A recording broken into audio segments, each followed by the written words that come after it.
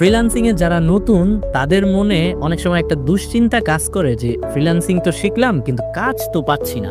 এই দুশ্চিন্তাটা অনেকের মনেই আসে। সো আজকের ভিডিওতে আমি তোমাদেরকে এমন কিছু টিপস শেয়ার করব যেগুলো ফলো করলে তোমরা সহজেই কাজ পাবে। সো দেখো, ফ্রিল্যান্সিংয়ের কাজ মূলত কোথা থেকে আসে? ফ্রিল্যান্সিংয়ের কাজ দুই জায়গা থেকে আসে। একটা হচ্ছে মার্কেট প্লেস আর আরেকটা হচ্ছে আউট অফ মার্কেট প্লেস। এখন মার্কেট প্লেসটা কি? সেটা হচ্ছে শুধুমাত্র ফ্রিল্যান্সারদের জন্য এমন একটা জায়গা আছে বা এমন একটা মার্কেট আছে যেখানে ফ্রিল্যান্সিং সংক্রান্ত কাজ বেশি দেওয়া হয়। যেমন ফাইবার আছে, আপওয়ার্ক আছে, ফ্রিল্যান্সার আছে, তারপর টপটেল না কি একটা আছে। আমি এখানে ফ্রিল্যান্সিংয়ের মার্কেট প্লেসের একটা লিস্ট দিয়ে দিব। সো এটা হচ্ছে মার্কেট প্লেস, এখানে শুধুমাত্র ফ্রিল্যান্সিং সংক্রান্ত কাজই পাওয়া যায়।